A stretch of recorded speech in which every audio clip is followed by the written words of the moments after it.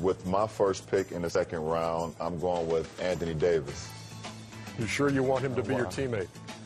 I'm very sure of that. Isn't that tampering? No. Shots fired, and you're up. Tampering rules does not apply on All-Star Weekend. Go ahead, freak. Jordan, you heard it from LeBron James himself. Tampering rules do not come in play during All-Star Weekend. This is a known fact. Man. Man, I love inside the NBA. Ernie Johnson is the man. He's just such a charismatic dude to just kind of awkwardly play that off, like he just with his awkward laugh. But man, I like this. I like this format. Last week we talked about the draft, or talking about how the NBA All-Star Week changes, every year. But I like this change. Broadcasting that draft. Raj, what you think? Yeah, I think that was a genius move by the NBA, allowing us to actually see what goes on behind the scenes on this NBA All-Star draft, playground-style draft. We were lucky enough to have two great personalities in LeBron and Giannis being able to draft their teams. And, like you heard from that clip right there, LeBron James, all he could do is laugh and take a sip of his water because he knew exactly what he's been doing behind the scenes. But with the Anthony Davis stuff, we'll get into that. We'll get into that later. But let's talk about a little bit about this fantasy draft of sorts for the All-Star teams. So. And you want to talk about this fantasy draft? Look no further than the first 4 picks from LeBron James. Can I read these out for you? My man? Yeah, sure. Hit me up. Picks Kevin Durant, Kyrie Irving, and Kawhi Leonard. Follows those up with Anthony Davis and Klay Thompson. All 5 of these mofos are free agents at the end of this season. Are you kidding me, LeBron? Can you make this any more obvious? Oh my God. The king is just one step ahead of everyone else. Everybody's playing checkers and LeBron out here playing chess, man. LeBron's going to lose the All-Star game 140 to 90. Well, LeBron's going to win 3 more rings when he signs all these dudes to the Lakers for, veteran minimums. I don't know, man. Shit. How is this not tampering? This is crazy. I can't believe you did that. Man, I can't believe it. LeBron's tampering knows no bounds. It knows no bounds, Jordan. No bounds. That's hilarious. That's actually funny. But let me talk to you a little bit. The very first pick, very first 2 picks actually were both Golden State Warriors. We had Durant picked first, right? Durant was picked first, and Steph Curry was picked second. Definitely so. Yeah. Players other than the starters. Yeah. The right picks, man. No doubt, man. And it's funny looking at the second round. Giannis, he ended up taking his teammate, first-time All-Star Chris Middleton, with his first pick of the second round. That was I don't know. That was a smart move by him. Do you like the fact that if you had a teammate, Jordan, on this team, would you pick him with your first pick, or what are you thinking? Oh yeah, 100%. This is definitely, unless you guys talk about it beforehand, you're like, hey, I'm out there to win. I'm gonna get you if I get you, or maybe you trade for him, which we did have a trade, which I thought was amazing. But you gotta go with your man, and you guys play together. You got that chemistry. Oh, it should work out. I think I would have to do it. If you piss him off, you don't pick him on your team. That's kind of saying that you don't want to play with them, and you got to go back to playing with them after All-Star Weekend. That could be awkward. Yeah, I didn't think about that because they're probably spending the entire time with their teams, and if you send your boy first-time All-Star away on his own, he might feel a little disrespected by that. I get your point there, man. For sure. Other things to note, we had, the very last pick of the draft this year was Mr. Bradley Beal of the Washington Wizards, also first-time All-Star. Is this who you were expecting to be the last pick, Jordan?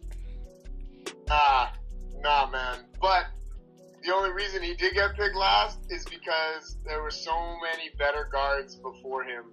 And so once you fill up your guards, then you start looking at your roster like, oh shit, like I need a center or else we're going to get murdered. Like, oh, I need a forward. Like, I'm going to need somebody to guard Nikola Jokic. No, Jokic. Jokic. Bradley Beal ain't going to be able to do it. So, unfortunately, he slipped for that exact reason. Yeah. I think mostly it's just because all the good big men started going and you're like, well, I got to battle with the big men now. So yeah, it was an arms race for the big boys. Kyle Lowry was the second last pick, our Toronto representative. And Giannis mentioned, he's like, yeah, I promised Kyle I wouldn't let him get drafted last, so I'm gonna take him second last. And then that's a good look. But what do you think about anybody else? Does anybody else sticks out to you? Is the draft kind of fell the way of the board? Think it's fairly fair? Did somebody other, we talked about Middleton, or somebody else come stand out to you in the reserve section? Well, I did find it interesting. In the round one for the starters draft, how James Harden, the potential MVP this season, was taken second last of all the players available. I thought that was a little weird. Interesting. Maybe he's just not that well liked amongst the community is what I'm starting to think. I'll tell you why, because nobody wants to play with a ball hog, and James Harden is literally a ball hog on his team right now, so nobody wants to deal with that. They're like, oh man, I don't want to have with this guy getting the ball and wait for him to shoot up a shot or, do a drive, like a travel layup, man. Bad luck. You mean nobody's waiting to learn how to do a triple step back jump shot from James Harden? Come on, man. I'm waiting for that. I definitely think that is not a good look for an All-Star team.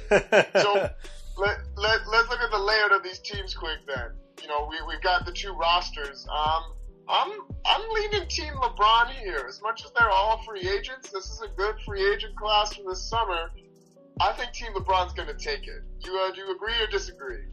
Yeah, I'm looking at these rosters right now, and Team LeBron looks like it's got the advantage on paper here. They've got guys that have been there, done that, been in this game for many years. They look like they got the experience factor down, whereas Team Giannis looks like he did mention he's trying to go for more of an international look.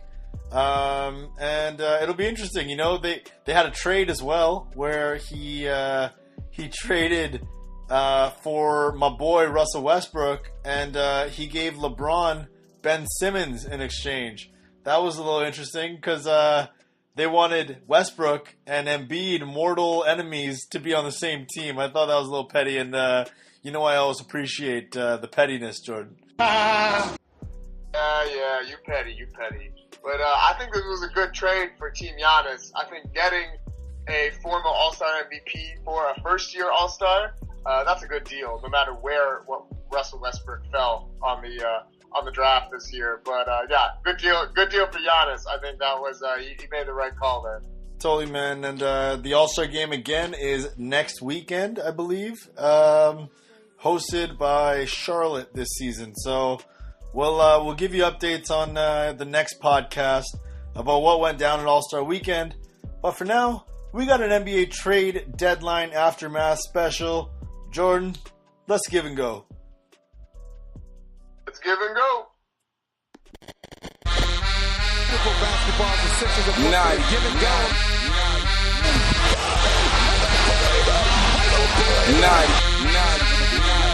NBA give and go. Yo, welcome to another episode of the Give and Go podcast. This is one half of your dream team. This is one of the co-hosts of this show, Rajan Sharma, and I'm here with my boy, Jordan Taylor. Jordan, what's good?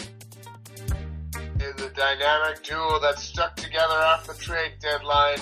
our sponsors, basketballers.ca, did not trade us for draft picks or trade us for a championship podcast roster. I'm happy to be back on the pod with you, my man. Yeah, we didn't get fired. We didn't get fired, man. This is good. So, Jordan, It's a plus to come back to the office and realize your bobbleheads are still on the desk. Good feeling. Good feeling. yeah, at least we didn't get thrown to the side for cash considerations. That's always the worst deals. That's always the worst deals that I find, you know. First deal. But you know, there were many other deals, Jordan, that did in fact go down. That we need to talk about, Jordan, because the landscape in the Eastern Conference specifically has significantly changed. It's like a whole nother conference, man. I don't even know. You gotta break it down for the people, Raj. This was a good deadline if you're an Eastern Conference team supporter. Oh yeah, man. And as you know, the king, LeBron James, has moved out west. So the search for the new king of the East is still alive, Jordan. It is an arms race between the Sixers, the Milwaukee Bucks, the Toronto Raptors, and always the Boston Celtics with their name in the hat as per usual. But Jordan, the first big deal I want to talk to you about here is the Philadelphia 76ers making a big-time splash. They traded Landry Shamet, Wilson Chandler, Mike Muscala, a 2020 lottery-protected first-round pick, 2021 first-round pick from Miami, unprotected, and then 2 second-round picks for Tobias Harris, Boban Marjanovic, and Mike Scott from the LA Clippers. Jordan, this is absolutely huge. I want to hear your thoughts on who won this deal. Philly? The LA Clippers? Maybe both? What you got? Just the process. Oh my goodness. I don't care what you say, this was better than the Tingus Pingus trade Dallas made earlier in the week. This beats out the Kristaps Porzingis trade to Dallas. I call him Tingus Pingus because of my boy Michael Rappaport. Shout out to Michael Rappaport, man. Tingus Pingus. Oh, hashtag Tingus Pingus. What the f*** did they do? Who the f*** is this? Who the f*** is Tingus Pingus? I never heard of f***ing Latvia. You drafted this f***ing kid. You stupid motherfuckers, you. Yeah, we'll make This it is the happen. best trade of the trade deadline. Tobias Harris for 2 first-round picks. Stuff that you had stockpiled from years and years of being bad for nothing. And now, if you want to talk about winners and losers, I think that Philadelphia won this trade because not only did they get Tobias, but they just got basically the best backup center in the league right now, and they got Mike Scott, who is no slouch either.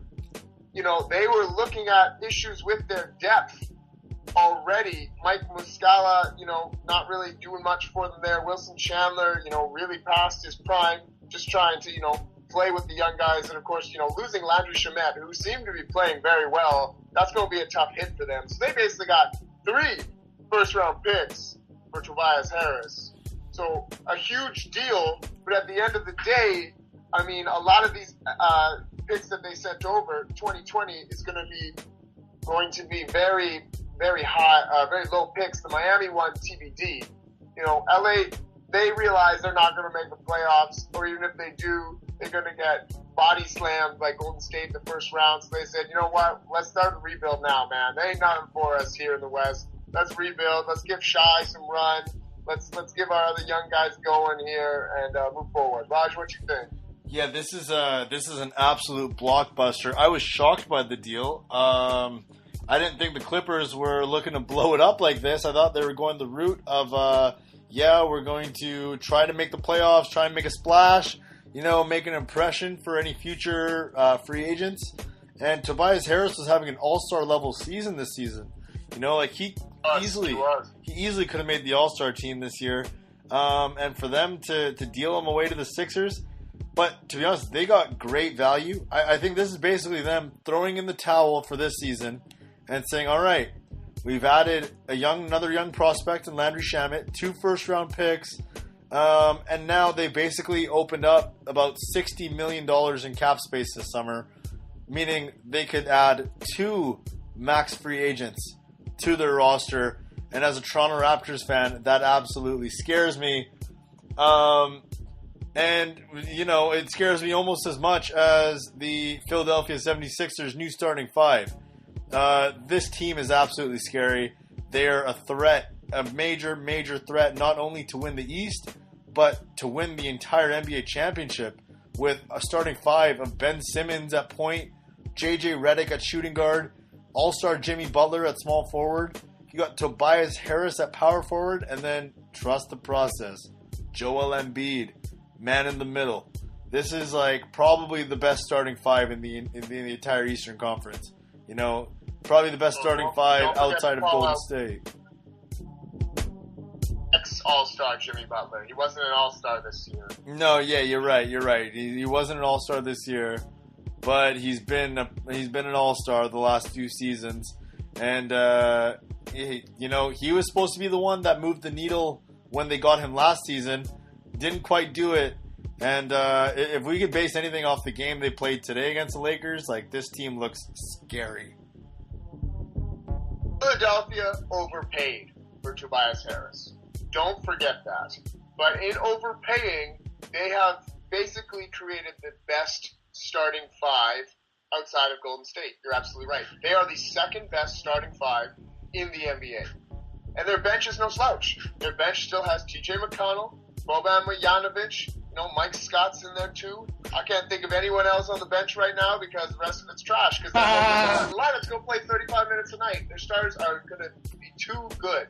So it's up to Brett Brown to balance this. I think all those players, minus Jimmy Butler, are all guys who are willing to work together, who are willing to pass the ball. Not a lot of ego is there yet.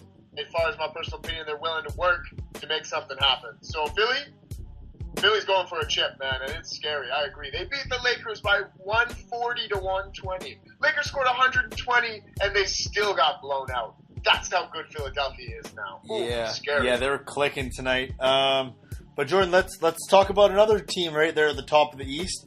The Milwaukee Bucks, not to be outdone, completed a 3-team trade in response to this deal. So the Milwaukee Bucks received Nikola Mirotic from the New Orleans Pelicans. The Detroit Pistons received Thon Maker from the Milwaukee Bucks.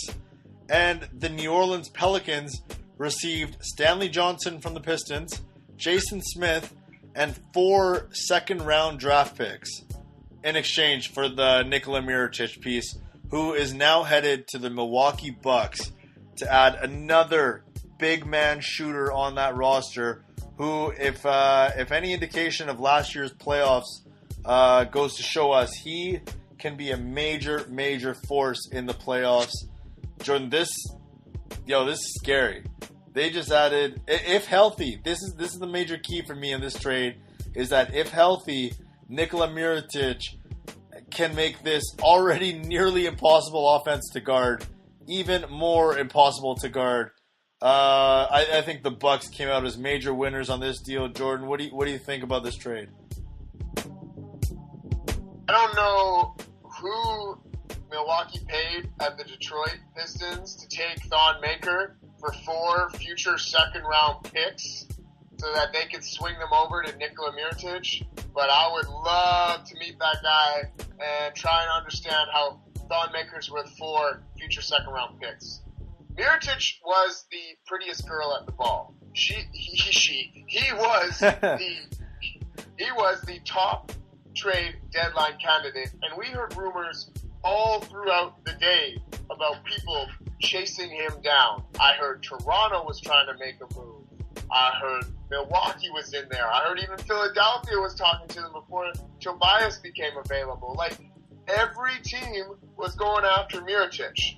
I'm a little bit upset at the Pelicans, and this may be my Raptors fan bias kicking in, that you only got Stanley Johnson and 4 future second-round picks for him. I thought that they could have done a lot better.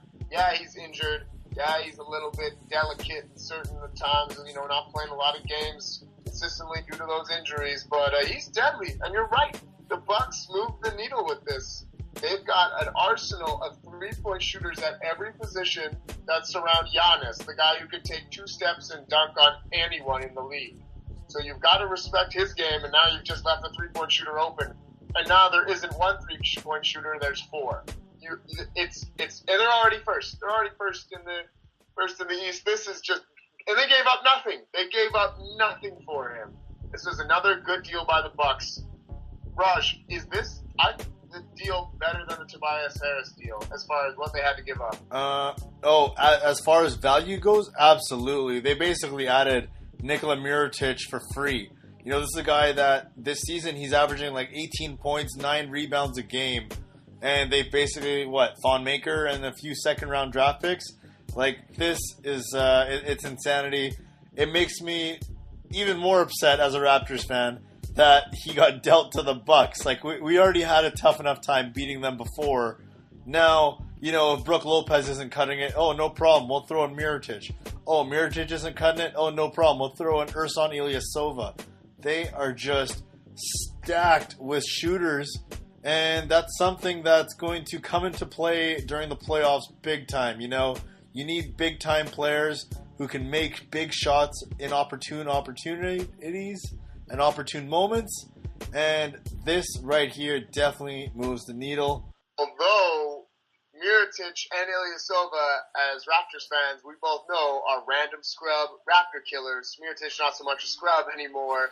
These guys have killed the Raptors every time they play them on their previous teams. Kill them. Yeah. So, yeah, scary moves. Scary moves if you were Raptors fans. They literally strike fear into our eyes. The Ghostface Killer, Ersan Ilyasova and Nikola Mirotic is just, they've been haunting the Raptors' nightmares for years. Which is exactly why the Raptors couldn't let these teams outdo them. They had to get in on the action too, Jordan, and here's a deal that had a lot of mixed feelings and a lot of, mixed reactions from Raptors fans. So I want to talk to you about this deal, Jordan, and get your thoughts. The Toronto Raptors made their all-in, let's go for a championship deal this season too. They received from the Memphis Grizzlies, the team formerly known as the Vancouver Grizzlies. The Raptors received Marc Gasol, former All-Star and Defensive Player of the Year, in exchange for blooming young center Jonas Valanciunas, DeLon Wright, CJ Miles, and a 2024 second-round draft pick. Jordan, before I give my thoughts, I want to hear your thoughts on this trade from the Raptors' perspective. What do you got, Jordan? Was this a good deal? What do you want me to say? How do you want me to break this down? Because when I look at this trade, it's the deal you have to make. You just missed out on Mirotic, and you just saw the other team that you've been disposing of in the regular season so easily acquire Tobias Harris. They both did it for nothing. And now you're sitting there with your hand down your pants going, okay, now I have to do something or I'm going to turn into Boston this year. It's the deal that needed to be made from Raptors. The fact that they only gave up a 2024 second round pick and 3 bench players to get him, that's a pretty good look. JV, I love JV. I've always loved him since we picked him 5th overall.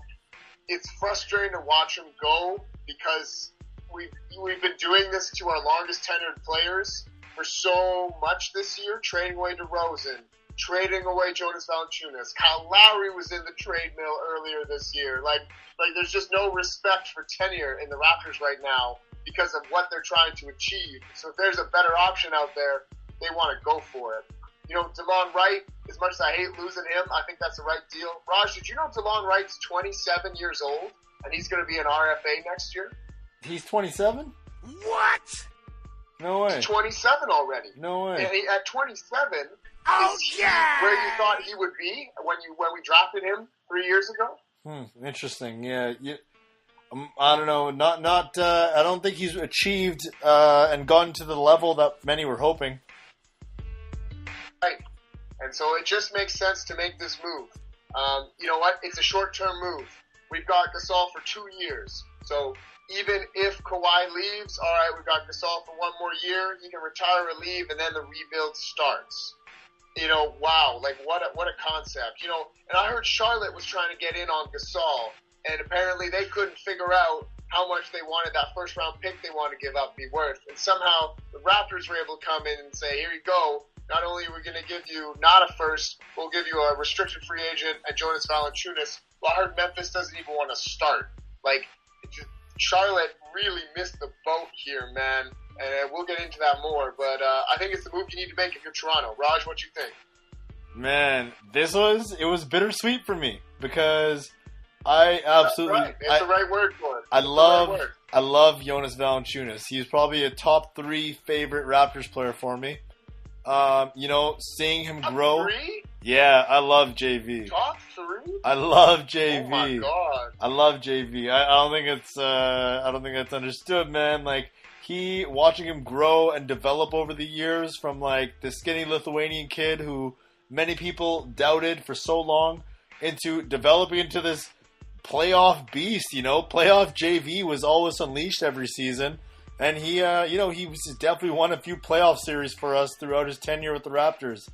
I've always respected his hard work, and it's sad to see him go. But like you said, I think this is a deal you had to make. You had to go all in with this season because you don't know when you're ever going to get this good a chance to win a championship ever again in Raptors history. You've now got... I've got a... Yeah. Go ahead. I was just saying you've got multiple former defensive player of the years on this team. You've got multiple people who have won all defensive first team and second team honors. This team is built now for a long playoff run. And it's going to be doing it with its defense. And hopefully Nick Nurse can figure out how to incorporate Marc Gasol into the offense as well. I'd like to see him start next to Pascal Siakam. I know he came off the bench. Let's talk about that. Yeah, like if they're going to use him as a bench player, just like they did JV, this trade makes no sense. Yeah. This trade is literally, I traded JV for an older JV. If you're not going to give Marc Gasol the minutes to be the All-Star that he was, this is stupid. This was a stupid trade. Absolutely, and I think this will be a real test for Nick Nurse to see if he was, in fact, the right guy for the job, because if you don't start Marc Gasol, man, that's kind of, I don't really know how I feel about this, Jordan. He needs to be able to start, and he needs to be involved in the offense, because his passing ability can really unlock a whole other level that this team has not quite gotten to yet. And I think that's a very underrated... Hear me out now. Yeah. This is what I want to do. I want to put Danny Green to the bench, and I want to start Kyle Lowry, Kawhi Leonard at the 2, Pascal Siakam at the 3, Serge and Gasol. That's a big team. That's right, and that's the big team that can combat the Milwaukee Bucks and the Philadelphia 76ers. They're fast, they're mobile where they need to be, your center and your point guard, stable veteran presences, and then you have Leonard, Siakam, and Ibaka chasing all of the other players around. I think that could work. I just feel like using Ibaka off the bench or using Siakam off the bench, that's a tough pick to make. Who would you pick if you want Gasol to start? For me, I'm definitely moving Ibaka to the bench just because earlier this year when JV was starting, Ibaka also did a great job playing the 5 off the bench. I would definitely not want to move Ibaka back down to the 4 because as we saw last season, that's just not an ideal spot for him anymore. He doesn't quite have the foot speed to keep up with 4s anymore. And I think you definitely start Siakam in that starting 5 with Gasol and Danny Green and Kawhi Leonard and Lowry. I think that's definitely the move to make. I think Ibaka, if he could go back to being, center Ibaka, playing the 5 off the bench, I think that would be the best spot for him. And I don't know, people keep talking about situationally you'll start Ibaka or situationally you'll start Gasol, but I don't think there's any situations where there's a player that Gasol can't guard that somehow Ibaka will be able to guard better. I think that people are underestimating Gasol's defensive abilities here. And, it's on the Raptors organization, honestly. I need this coaching staff to really show us that they're capable of leading us to a championship, because Masai has put all the pieces on the table for them to use now. So it's on us, man. It's on that coaching staff. Nick Nurse, show us what you got, man. That's all I got to say about this one. To make it happen. Now, are there any other trades that we need to talk about before we talk about winners and losers here, Raj? Or am I just getting ahead of myself? Well, one other major one that I think we definitely need to discuss is the trade that sent last year's number 1 overall draft pick, Marquelle Fultz, to the Orlando Magic for Jonathan Simmons and a first-round pick, top 20 protected from OKC in 2020, and a 2019 second-round pick. Jordan, this deal right now, I think, was an absolute steal for the Orlando Magic. A coup. It was an absolute coup. They got last season's unanimous number 1 overall pick. I know he's got a busted shoulder. I know he's got the yips, whatever is going on with him. But I think this is absolutely worth the risk for an Orlando Magic team that's rebuilding. They're in that kind of weird no man's land, 9th, 10th place right now in the East. But for them to get a former number 1 pick with such high potential to fill their point guard spot for basically a first-round pick from OKC, I think that was a steal by them. Jordan, what are your thoughts on the 76ers giving up on Marquelle Fultz already? That's exactly what it is. They gave up. They realize they're winners now. You know what? They did. They made bad draft picks throughout the process. Jael Okafor, Nerlens Noel, Marquelle Fultz. You only need 2 transcendent players and you can fill the rest. That's the problem with this, is that here they are now in a position to win, and then, okay, we're done rebuilding. You know what? Yeah, we made a mistake. And I guess they just couldn't get anything else. We heard rumors all last year and this year leading up to it, talking about how Marquelle Fultz was going to get 2 first-round picks for him. At the end of the day, they only got 1, and it's not even top 20. The only other thing to chat about this here is, opportunities breed good players. Look at the Brooklyn Nets with Spencer Dinwiddie. Look at New Orleans with aforementioned Ja. He's playing really well in the wake of Anthony Davis disappearing for his trade clauses. So, you know what? Maybe Marquelle Fultz finds success. There's no point guard here, so why not go for it? But the only thing you've got to realize here, Raj, as well, is that this was not 1 first overall pick that Philadelphia traded. They traded 2 to Boston to move up to get Marquelle. So they've essentially just traded 2 first-round picks away for a top 20. A top 30. And Jonathan Simmons. Wow, what a bust! What a bust! Yeah, that's very poor asset management on their part. I think they could have been patient with Marquelle Fultz, given that they are. They're in a win now mode, but it's not like they needed Marquelle Fultz out there. They could have just developed him in the back, let him come along and join the team at his own pace. But I guess they've just been frustrated and. And Brett Brown even mentioned, he's like, I feel like I never really got a fair chance to coach Marquelle, and he's definitely feels bad about that. So I'm happy for the Orlando Magic. I feel bad for Brett. Yeah, me too, man. But I'm happy for the Orlando Magic. We Orlando Magic supporters on this pod. I know my boy Rakesh, he's definitely happy about this deal. Basically, if I'm a Magic fan, this is I'm laughing to the bank. Even if we get nothing out of them, we have a potential first round pick, first overall pick. Not even just first round, man. First overall. That's insanity. They play him like a first overall right now, so that's why he's a first round pick in my mind. Yeah. Well, we'll see how he does, man. We'll let him get it. I think he just needed a change of scenery, to be honest. I think that situation in Philly was just getting way too toxic, way too much drama in there. So let's see how he does with a fresh start in Orlando. I really wonder if all the memes about Jimmy Butler yelling at Marquelle Fultz really did come true here, and basically they decided to cut ties with him to keep Jimmy Butler. Yeah, it really could be, man. You know, he's been known to be a bully, but that's the only way he knows how to be. So, man, you love that petty stuff. You love that. Bite into that petty stuff, man. That's petty. Yeah. Well, you know what? It's not really petty. It's more of bullying, to be honest, and I'm not really sure if I'm down with that. I don't really like Jimmy Butler's approach to this situation, if I'm being completely honest. All right, that's fair. So, anyways, Jordan, let's talk about a couple other deals. I'm just going to list them off, and you let me know if you want to talk about them.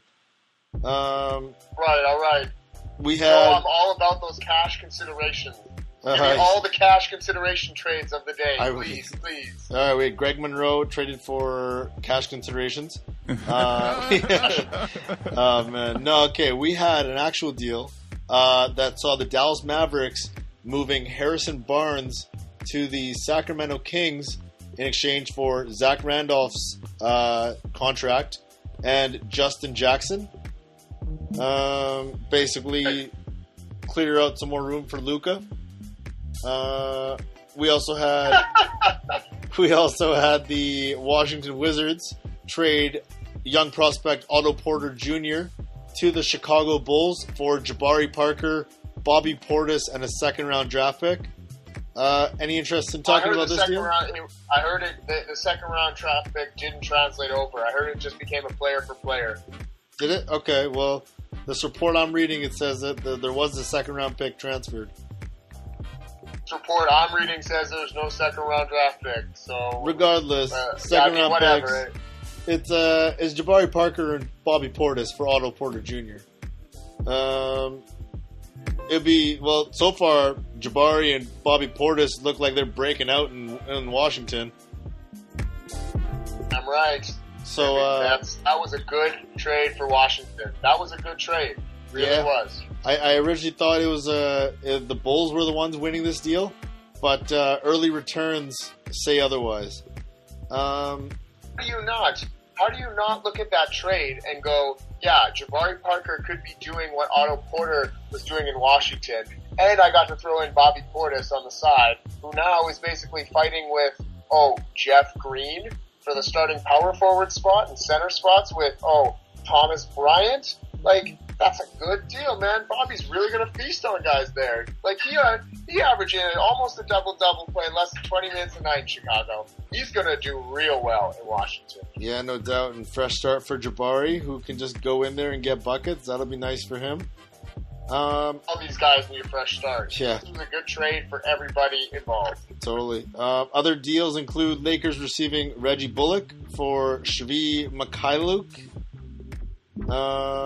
And then we have... That's what you're going to call it? Mikhailuk? Yeah, that's how you... Mikhailuk? What? I'm sorry. How would you pronounce his name, Jordan? Mikhailuk. Oh, God. Mikhailuk. Let it go, bro. Let it go. Shve. Let it go, bro. Let it go. Reggie Bullock. All right. Well, Jordan, before we close out here, I just want to talk about the deal that didn't happen. The LA Lakers did not get Anthony Davis. This has got to be a very disappointing day for the LA Lakers and for Anthony Davis. LeBron tried his best to tamper Anthony Davis over to the Lakers, and it just didn't happen. This is obviously now a super awkward situation for the rest of the LA Lakers. And now Anthony Davis has got to play out the rest of the season with the Pelicans. Was anybody a winner here? I think everybody's just a loser in this situation. I will say that there is one winner here. Who's that?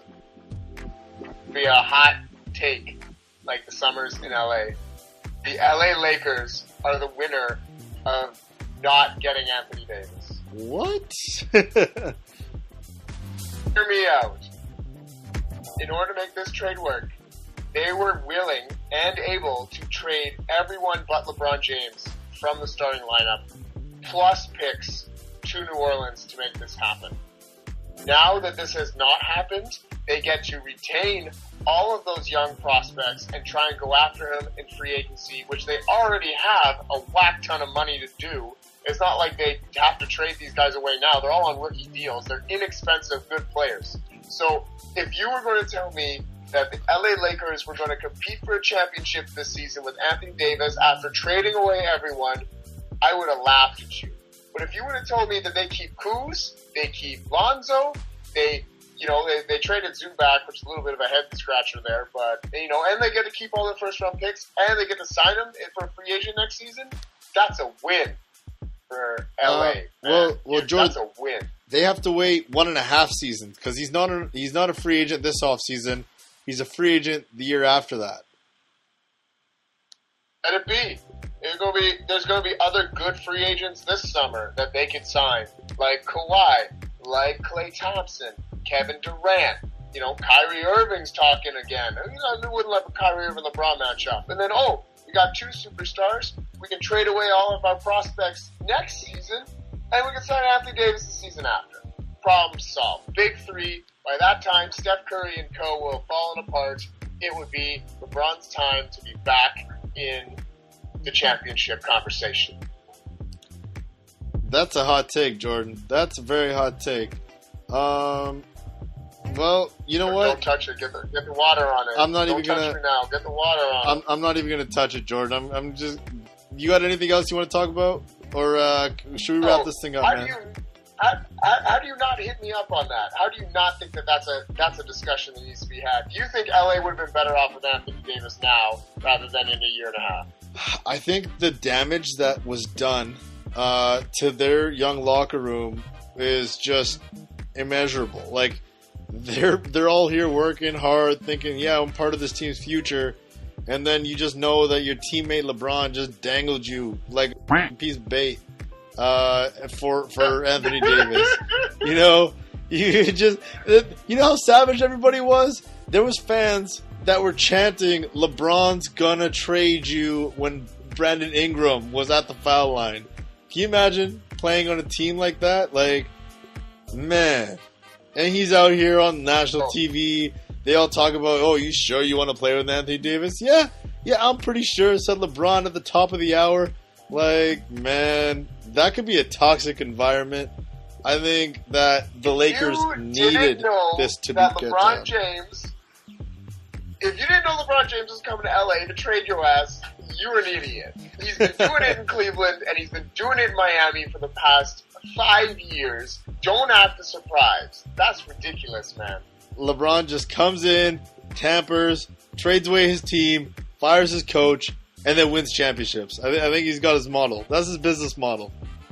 That's a proven success model that's a LeBron James model right there. That's put it in writing. That's a LeBron James model of success. Man, that's wild. All right, Jordan, wrap this thing up, man. All right. Before we go, Raj, one last topic I need to hit on. We talked about the winners and we talked about the losers. Is there anybody else who didn't make a trade that you felt really needed to, that didn't, and now are going to suffer because of it? The only team that I could think of, maybe Boston. Maybe Boston, now that I think that I feel like they've fallen a little bit behind with all their chemistry issues. But that's the only one I could think of at this point because I'm a salty Raptors fan. I got one for you. All right, what do you got? Charlotte Hornets. Charlotte Hornets, man. No trades were made to try and keep Kemba Walker in Charlotte. That was a bad look. Couldn't make any deals. They almost had Marc Gasol. That didn't happen. Now they're going to battle for that 7th spot to have to play one of these super teams that did trade. If I'm Kemba Walker, I'm like, man, I am out of here. Yeah, that's a good pick. That's a really good one. Kemba's an unrestricted free agent this summer, isn't he? That's right. And that team hasn't really given him much reason to stay, much confidence, man. It'll be interesting to see what he does. If I'm him, yeah, I'm definitely out of there, man. Like, they have not shown any ability to put together any sort of pieces to help him compete. He's been carrying that team on his back the entire season, and I think that's unfair to him. So, yeah, I think you hit that one right on the head, man. You hit the nail right in the head. He's the only unrestricted free agent that LeBron didn't pick in the All-Star draft. So, interesting take there, but we'll see if that pays off for him. Man, even LeBron don't want Should him. we wrap this up now? Yeah, man, wrap this thing up for us. All right. This has been another fabulous episode of the Give and Go podcast, the trade deadline special, breaking down all of the goods, the bads, and just the plain ugly cash considerations.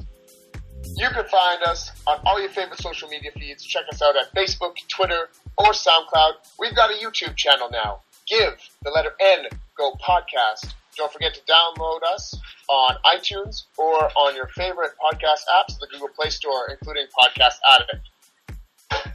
Remember, kids, always take the trade for cash considerations. The tax is too high. The rent is too high. You got to try and get that money, get that savings. Yeah. Give and go. And we out. That's right. We out.